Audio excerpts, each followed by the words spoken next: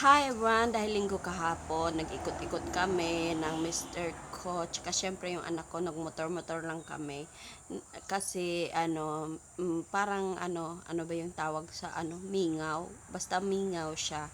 Kaya ayun, nag-ikot-ikot kami. Ang ganda tingnan ng mga ngayon, basakan dito sa amin. Dito pala kami nag-ikot sa may Barrio Uno ng Nurala kasi ng ganda tingnan ng mga basakan kasi malapit na yung mga palay ma-harvest. Kaya ayan ga-green green na siya.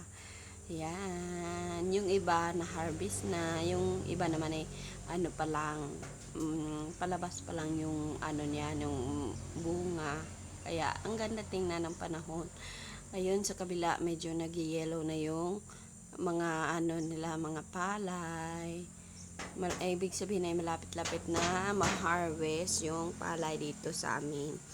Ang ganda ng taniman nila, no? Bye-bye, yun lang.